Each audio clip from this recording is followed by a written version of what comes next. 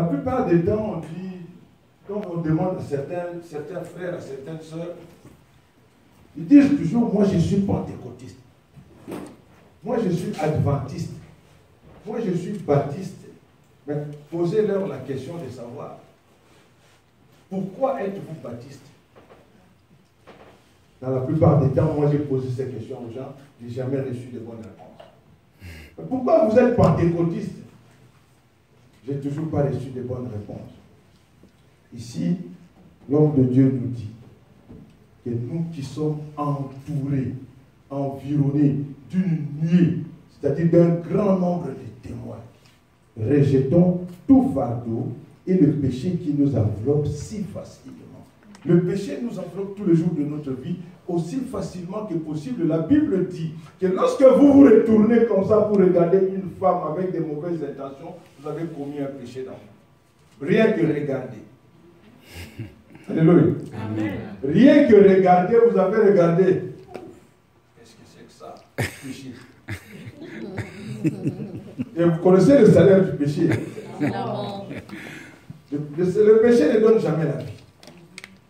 C'est pour ça l'homme de Dieu dit ici, c'est comme une insistance, hein, rejetons le fardeau du péché qui nous enveloppe si facilement. Pourquoi? Parce que les gens, dans la plupart des temps, nous ne sommes pas capables de soigner notre personnalité, de soigner notre témoignage, de savoir qu'un jour, j'aurai des comptes à rendre. Amen. Imaginez qu'aujourd'hui, comme nous sommes avec vous ici, que Jésus-Christ revient. Comme dans Apocalypse 22, Jésus-Christ est revenu. Maintenant, on nous dit, madame, monsieur, voici l'autre côté, c'est l'enfer. Hein, et ici, là, c'est le paradis. Et on vous montre tout ce qui se passe en enfer, on vous montre tout ce qui se passe au paradis. Et là, le Christ va dire, vous choisissez d'aller au paradis ou en enfer. Qu'est-ce que vous allez dire? Dites la vérité. Au paradis. Alléluia. Amen. Tout le monde, il n'y a personne qui va voir le feu de l'enfer et dire, moi je veux nager dans ce feu-là. Tout le monde dirait, je veux aller au paradis. Alors là, maintenant, le Christ va dire, merci, vous aimez le paradis, vous comprenez, vous avez vu comment c'est là, oui, boss, vraiment, moi, le paradis. Moi, le paradis ou rien. Alors là, il va vous poser une deuxième question pour confirmer. Dites-moi maintenant, quelle est la raison qui va me pousser à vous envoyer au paradis? Comment vous allez justifier votre raison? Ça, ne me répondez pas. Hein? Gardez ça, vous allez réfléchir à la maison ou quelque part. Qu'est-ce que vous allez dire, Seigneur? Je veux que vous m'envoyiez au paradis parce que je ne veux pas aller en enfer parce que c'est le moment pendant que nous vivons que nous devons nous préparer à ces choses-là. C'est pendant que nous vivons que nous devons nous préparer à cette éventualité-là. Il y a un jour de jugement. Amen. La parole de Dieu nous dit que le Seigneur Jésus-Christ redescendra dans toute sa gloire pour juger. Pour nous juger. Et la Bible nous dit, Dieu dit, je vous jugerai par rapport à ce que j'aurai entendu de votre bouche. Qu'est-ce que vous confessez chaque matin? Aujourd'hui, le matin, quelqu'un s'est chicané avec quelqu'un, s'est chamaillé avec quelqu'un dans la rue. Ou dans le coin, pour rien. Il y a un enfant aujourd'hui qui ne s'est pas bien compris avec sa mère ou son père. Pour rien. Alléluia. Amen. Alléluia. Amen. Et lorsque le Seigneur reviendra pour châtier, vous allez lui dire, Seigneur, pardonne-moi. Ce sera trop tard parce que la Bible nous dit que le jour-là, ce sera un jour embrouillé, un jour de grincement des dents, un jour où ils seront à deux comme ça, l'un va partir, l'autre va rester. Amen. Alléluia. Amen. Et nul ne sait quand cela arrivera. Les gens ont posé la question à Jésus, Seigneur, mais dites-nous, c'est à quand l'avènement? La Bible nous dit que lui-même ne sait pas. Alléluia. Amen. La Bible dit, pour ce qui est du jour et de l'heure, personne ne le sait. Ni les anges dans le ciel, ni le Christ lui-même, mais Dieu seul le sait. Amen. Donc il ne leur a pas donné de réponse, je reviens. Mais lui-même ne sait pas quand il reviendra. Alléluia. C'est pour ça qu'on nous dit que le jour où il reviendra, ce sera comme vient un voleur. Le voleur ne vous dit pas, je viens le matin ou le soir.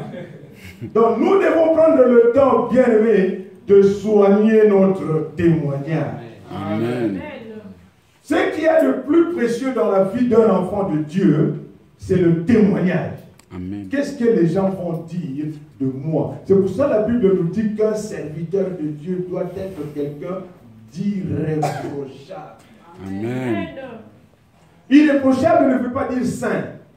Mais irréprochable veut dire quelqu'un que la société ne peut pas reprocher de quelque quoi que ce soit. On a pris l'habitude dans nos églises de nous dire ne jugez pas. Ne jugez point, ne jugez point. La Bible dit qui es-tu pour me juger? C'est Dieu qui va me juger. Dieu nous a donné. Dieu nous a donné des atouts. La Bible nous dit que c'est toute personne qui est née de Dieu, juge de tout. Amen. C'est-à-dire que nous avons cette prérogative-là pour voir tel frère n'a pas bien marché et on va le faire asseoir. Amen. Telle sœur n'a pas bien marché, on va l'asseoir. Ça, c'est le conseil pastoral qui décide. Amen. Amen. Alléluia. Amen. C'est le conseil pastoral, c'est un groupe de gens qui ont été ordonnés ou qui ont été commissionnés ou qui sont organisés pour prendre cette décision-là. Vous n'êtes pas bien comporté, mettez-vous un peu à l'écart. Amen. On va voir ce problème. Pourquoi? Parce qu'on a porté un jugement sur vous. Amen. On a trouvé que votre manière de marcher là, ça ne concorde pas avec ce que la parole de Dieu nous dit. Et on vous dit, restez à la maison ou mettez-vous quelque part là-bas. Mais par contre, lorsque cela tombe sur un serviteur de Dieu, on dit ne jugez pas, mais ouais. Amen. Amen. Alléluia. Amen. On dit ne jugez pas, mais ouais. Qui est ouais de Dieu? Amen. Et qui ne l'est pas? Le ouais de Dieu, ce n'est pas moi qui suis devant vous seulement. Ce n'est pas un pasteur, un méga bishop, un archibishop ou un... Amen. Ils ont beaucoup de titres, ils ont des bishops généraux. Alléluia. Amen. Ça fait que ça crée une confusion dans l'église. Le pasteur peut se comporter comme il veut. Le pasteur peut venir chercher ma femme, excusez-moi, pas chez moi, mais... Le pasteur peut venir chercher la femme de quelqu'un. Vous ne pouvez pas parler parce que lui, il est loin de Dieu. Nos filles de 16 ans, 17 ans, 18 ans sont devenues des femmes de pasteurs. Vous ne pouvez pas parler parce que lui, il est loin de Dieu. Amen. D'où est-ce que ça vient? Alléluia. Amen. J'ai entendu dernièrement un homme qui chante très bien. Moi, chez moi à la maison, chaque matin quand on se réveille, c'est une de ces adorations qu'on met à la télé. Chaque matin, nous on met son adoration. C'est vrai, il chante bien pour le conseil. Mais le monsieur chante une chanson bien, il chante bien, il chante bien. Arrivé au moment de citer le nom par lequel nous devons être sauvés, le nom-là crée une cacophonie. Alléluia. Amen. Et certaines bouches disent ne jugez point. Ça c'est lié avec Dieu. Alléluia. Amen. Nous avons reçu ce pouvoir et ce privilège de nous juger entre nous. La Bible nous dit que ce n'est pas à moi de juger ceux qui sont du dehors. Mais c'est à nous qu'il appartient de juger tout membre de notre communauté. Amen. Ceux qui sont du dehors, c'est quoi? Vous allez voir un musulman avant de rentrer à la mosquée, il court, il prend l'eau. Il nettoie les chaussures. Je leur ai toujours dit, mon frère, ne nettoyez pas les chaussures, nettoyez l'intérieur. Alléluia. Nettoyez l'intérieur. Les chaussures là, ça n'a rien à voir. Les petits blancs ont fabriqué des cirages pour ça. Et le cirage de votre cœur, c'est ce que nous cherchons. Alléluia. Amen. Alléluia. Amen. Et vous allez remarquer que tous ces gens-là, lorsque c'est en leur faveur, ils tirent toute la couverture. Lorsque c'est en leur défaveur, ils renvoient la barre. Amen. Et c'est comme ça que nous sommes en train de marcher, parce que les gens nous ont inculqué certaines mentalités. Ne jugez point. Alléluia. Ne suivez pas, ne marchez pas, et ne dites rien, ainsi de suite. Mais la parole de Dieu nous dit que nous sommes environnés d'un grand nombre de témoins. Amen. Pasteur Robert Soucha aujourd'hui est responsable titulaire d'une communauté comme nous sommes ici. Alléluia. Amen. Nous sommes témoins de ce que lui fait. Amen. Vous êtes témoins de ce que moi je fais. Moi aussi, je suis témoin de ce que vous faites. Amen. Dans nos quartiers, dans nos écoles, dans nos lieux de travail, dans la rue, partout, nous sommes chacun témoin de l'autre. Amen. C'est-à-dire que ce que vous faites, mes yeux voient. Et mes yeux, j'ai du discernement. Et moi, je suis capable de dire que ce que vous faites là ne correspond pas ou correspond à la parole de Dieu. Amen. On ne se juge pas parce qu'on veut être juge, mais on se juge par rapport à la parole de Dieu. Amen. Lorsque les gens parlaient avec Jésus, Jésus-Christ a dit, vous les reconnaîtrez par leurs fruits. Alléluia. Comment les reconnaîtrons-nous par ces fruits? Quels fruits alors? La Bible nous parle de fruits de l'esprit. La Bible nous parle de fruits de la chair. Amen. Nous sommes déjà informés. Amen. Donc, lorsque nous voyons que le fruit que produit ma soeur est un fruit de l'esprit, nous disons, ma soeur, merci pour le fruit de l'esprit. C'est la vérité. Mais lorsque nous rencontrons quelqu'un dans le coin qui produit un fruit de la chair, nous disons, non, le fruit là ne correspond pas au nôtre. Parce qu'une banane ne produit pas un bananier, ne produit pas une mangue. Amen. Alléluia. Amen. Vous êtes témoins. Nous sommes témoins. Chacun pour les autres. C'est pour ça que l'homme de Dieu dit ici que nous sommes environnés d'un si grand nombre de témoins. Amen. Ne pensez pas que lorsque vous rentrez dans votre maison, vous sortez de votre maison le matin et vous rentrez le soir, personne ne vous a vu. On vous a vu. Amen. Moi, je vous ai vu. Si moi, je n'ai pas eu le temps, l'occasion de vous voir, il y a un enfant qui vous a vu. Amen. C'est pour cela, un jour, chez moi, dans le quartier, il y avait...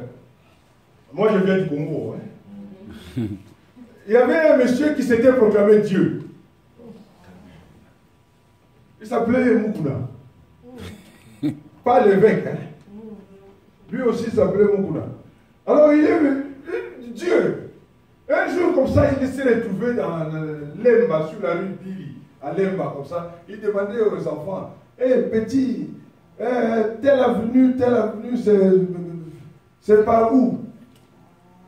L'enfant l'a regardé. Oh, il y a une zambe.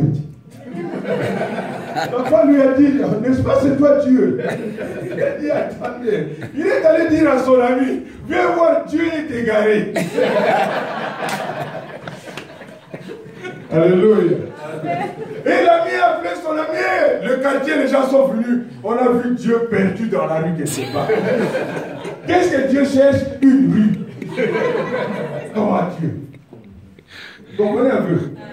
Alors la Bible nous dit qu'on ne se moque pas de Dieu. Amen. Et ce blasphémateur-là, il avait connu une mort atroce. C'est pas moi, je ne le juge pas maintenant après sa mort. Hein, mais seulement sa mort n'était pas très très bonne parce qu'il est mort dans des conditions un peu bizarres. Alléluia. Amen. Un homme de Dieu ne meurt pas dans des conditions comme un peu floues là. Attention, lorsque Dieu choisit son homme, aujourd'hui, excusez-moi, il y a aussi, on appelle aussi femme de Dieu. Moi, je trouve ça un peu à côté. Mais un homme de Dieu, c'est quelqu'un qui jouit d'une certaine dignité. C'est quelqu'un qui est responsable de quelque chose. Lorsqu'on dit que l'homme de Dieu doit être irréprochable, c'est-à-dire que tout ce qui est du monde ne doit pas être trouvé en lui. Amen. Que tout ce qui est amour de l'argent ne doit pas se trouver en lui. Amen. Que tout ce qui est amour du sexe, comme ma soeur disait tout à l'heure ici, ne doit pas se trouver en lui. Amen. C'est quelqu'un qui, matin, midi, soir, médite la parole de Dieu et nous apporte des bons conseils émanant du Seigneur. Amen. Et c'est là que partout les gens vont dire, ah, le pasteur tel. Lorsque vous venez chercher un témoignage sur lui, tout le monde va dire, non, lui, ce n'est pas n'importe qui. Amen. Mais quand je parle de témoignages, nous avons essayé de répertorier 3 types de témoignages.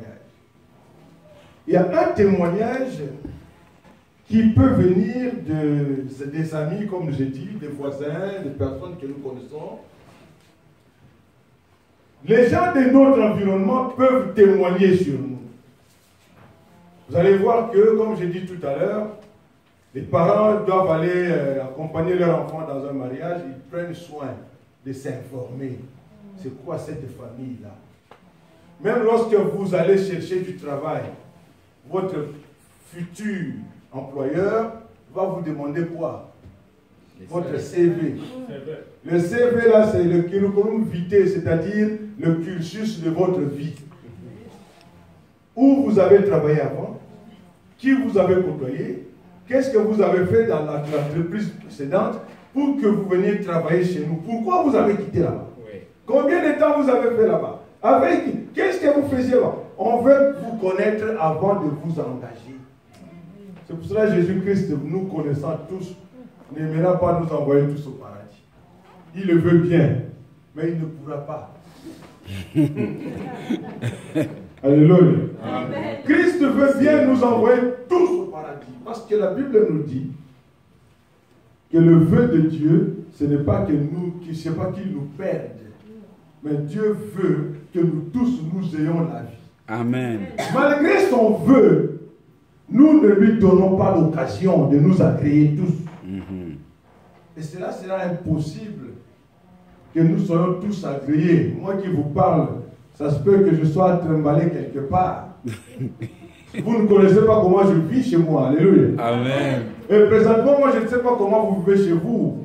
Lorsqu'on me demande un témoignage sur mon frère, je ne peux rien dire. C'est ma première fois de le voir.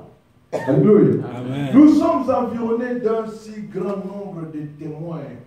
Et le péché que nous commettons, où que nous soyons, les voisins nous voient. Si les voisins n'ont pas eu l'occasion de nous voir, Dieu nous voit. Amen. Dieu rend témoignage dans la Bible de certaines personnes. Si les voisins n'ont pas vu, l'œil de Dieu a vu. Il n'y a pas de cachette pour lui. Lui, il voit dans le trou noir. Amen. Dans les profondeurs des océans, lui, il voit. Amen.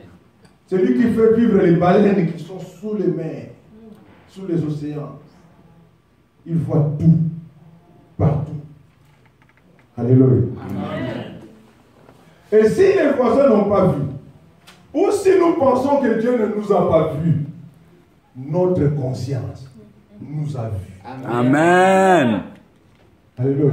Amen. Votre conscience vous jugera. Amen. Pendant que vous serez en train de mentir sur votre CV ou sur votre vie passée, quelqu'un de sage, je ne dis pas d'intelligent, quelqu'un de sage saura que tout ce qu'il a dit là, c'est des mensonges. Vous comprenez, lorsque vous allez par exemple dans un tribunal, le juge n'est pas là lorsque vous n'étiez pas là lorsque vous étiez en train de vous battre. Le juge n'était pas là lorsque telle situation était arrivée. Mais lorsque vous allez vous deux, un là-bas, l'autre ici, vous parlez, et puis l'autre vient parler aussi. Le juge qui était absent pendant que cela s'était passé, il va vous dire que madame, vous avez raison, mademoiselle, vous avez tort. Et dans la plupart des cas, c'est vrai. Alléluia. Amen. Et si le juge est capable d'arrêter telle disposition, qu'en est-il de Dieu? Et qu'en est-il de notre conscience? Parce qu'on nous dit, quelque part, il y a un adage qui dit que tu peux tromper les gens qui te regardent, mais tu ne peux pas tromper ta conscience. Amen. Ta conscience va te dire toujours, ce que tu fais là n'est pas bon. Hein? Ce que tu dis là n'est pas vrai. Hein? Ce que tu fais là, c'est le mensonge. Hein? Alors là, quand ta conscience sera en train de parler, ta bouche ne sera plus en train de parler normalement. C'est là qu'on va savoir que là, c'est mensonge. Alléluia. Amen. Donc nous sommes environnés d'un grand nombre de témoins. Je disais que Dieu peut nous rendre témoignage. Dieu peut rendre témoignage de nous. Nous allons partir un peu dans les actes des apôtres. Hein. On a dit l'acte des apôtres tout à l'heure, hein, dans le chapitre 14. Acte des apôtres, chapitre 14.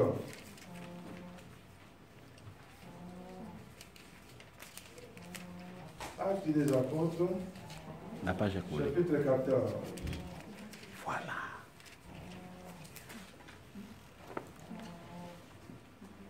Vous savez, l'apôtre Paul, c'était un grand voyageur.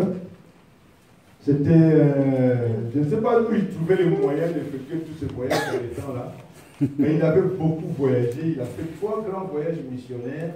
Et il a rencontré des hommes. Il a rencontré beaucoup de monde tellement qu'il a tiré des leçons. Et il a écrit. Partout il passait, il faisait une communauté, il créait une communauté. Et il donnait des conseils, il installait les gens et lui il continuait.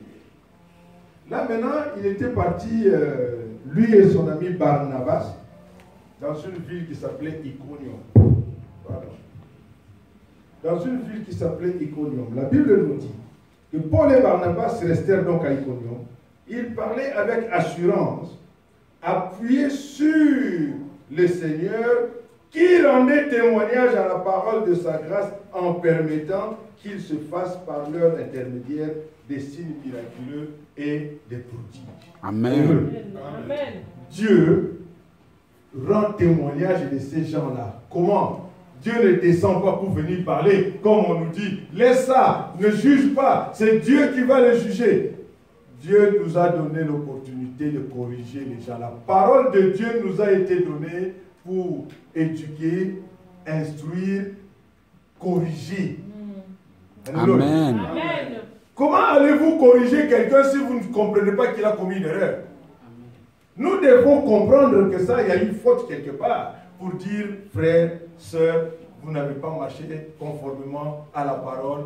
Voici comment il faut marcher pour que la prochaine fois, il n'y ait pas de confusion. Amen. Alléluia. Amen. Et aujourd'hui, on nous fait nous fermer la bouche, on ne veut pas que nous parlions.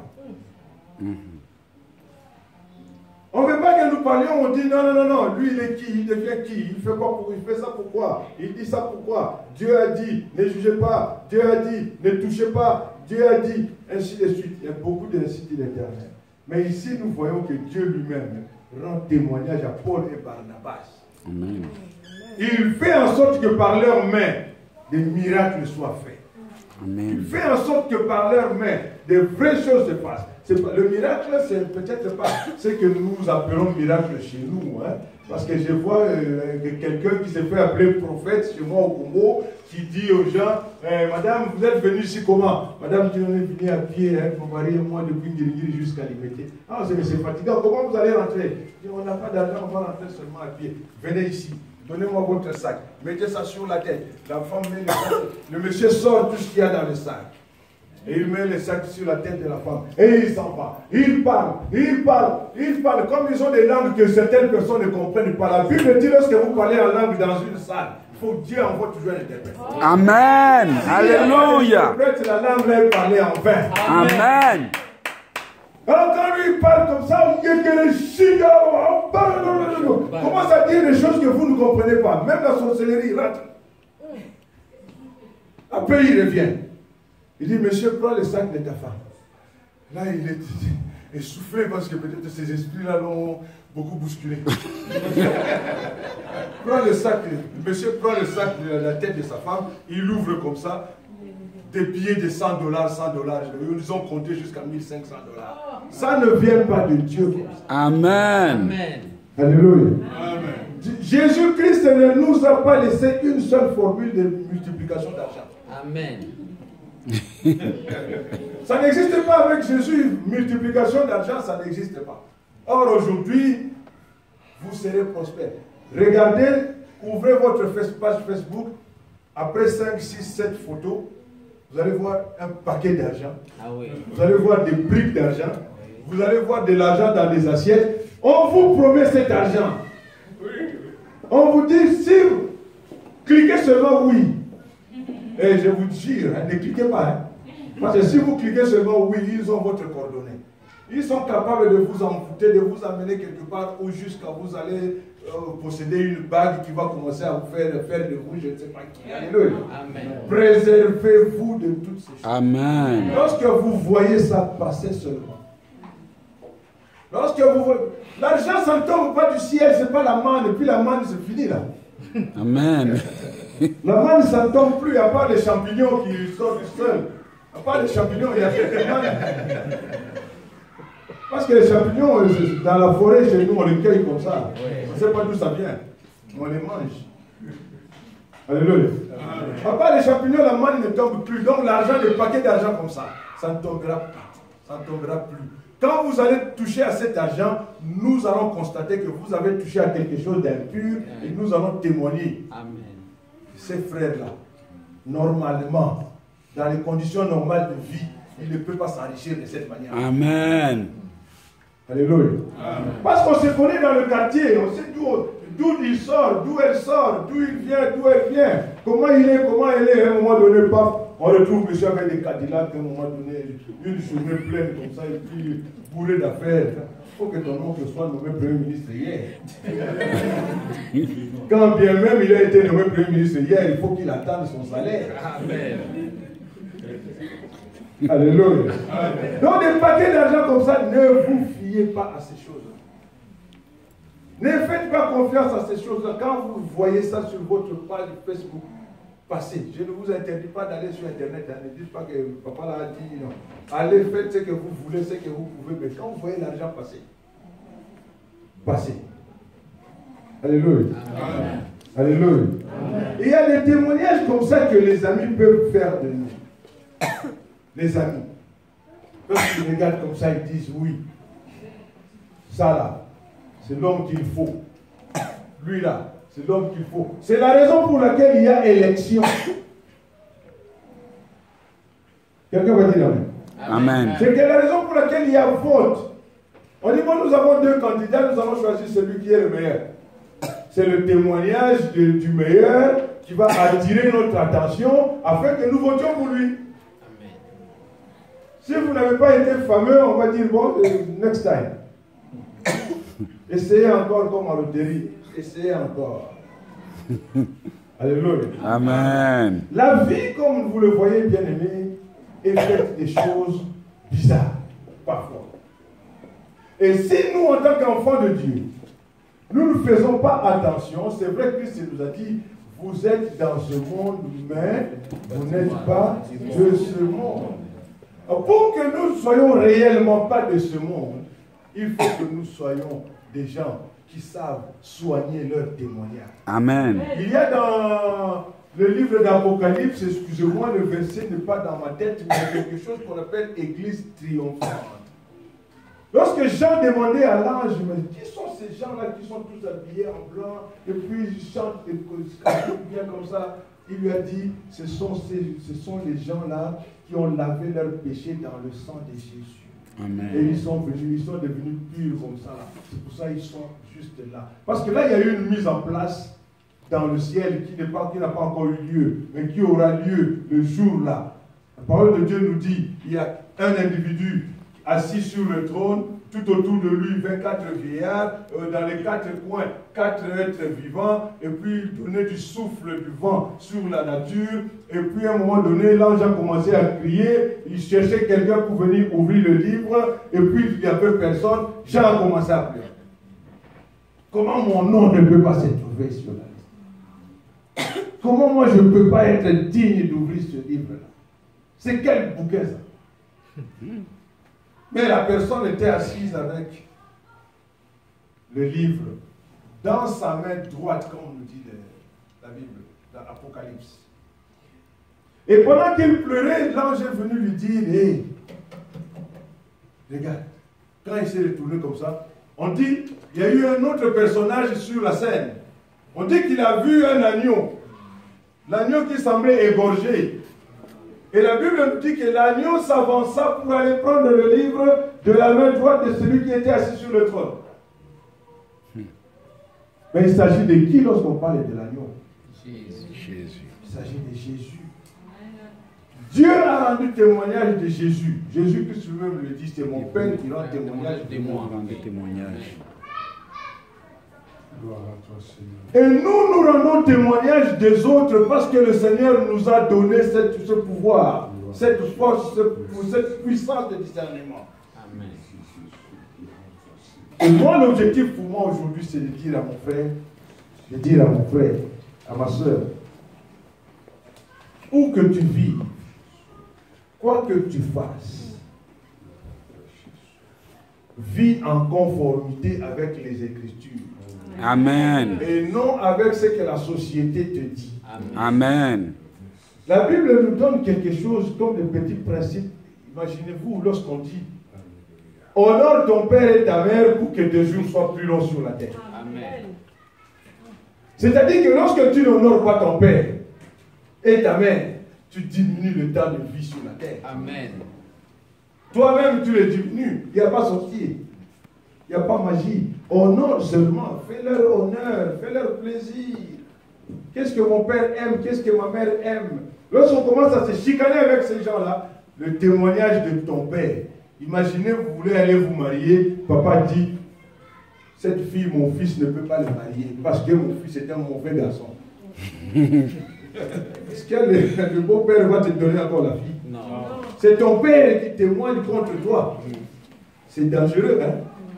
Imaginez qu'au ciel, votre maman dise non, Dieu, mon fils là, non, lui, non. Il a fait trop de mal ici. C'est vrai, hein? Dieu est capable de les écouter. Hein? Alléluia. Amen. Parce qu'il demande de leur donner honneur. Dans notre communauté où nous vivons, le respect de la loi, le respect des amis, le respect des papas et des mamans des voisins, le respect des aînés, tout cela, ça compte. Amen. Ça compte dans notre CV. Et le jour où une question nous sera posée, pourquoi vous voulez seulement avoir ça? Et vous ne serez pas capable de justifier. C'est le jour-là qu'on saura que votre témoignage vous a rattrapé. Alléluia. Amen. Et qu'est-ce que nous allons gagner en conservant notre témoignage? La Bible nous dit que nous avons une couronne de gloire que nous allons gagner. Et la Bible fait une différence entre cette couronne et la couronne que nous gagnons dans les stades lorsque nous jouons au ballon, lorsque nous jouons au hockey sur glace. Nous gagnons des coupes là-bas aussi. Mais ça, ce n'est pas pareil à la coupe, à la couronne de gloire que le Seigneur a réservée pour nous. C'est pour cela aujourd'hui, la Bible dit dans les livres de Marc, lorsque vous entendez sa voix, ne durcissez pas votre cœur. Amen. Si vous vous retrouvez dans une situation telle que votre témoignage avait été caché par telle situation, répentez-vous. Répentez-vous. Si vous avez péché contre quelqu'un, allez lui demander pardon. N'ayez pas honte. Si c'est votre ami, si c'est votre père, mère, ou votre frère, votre soeur, allez lui dire pardonne-moi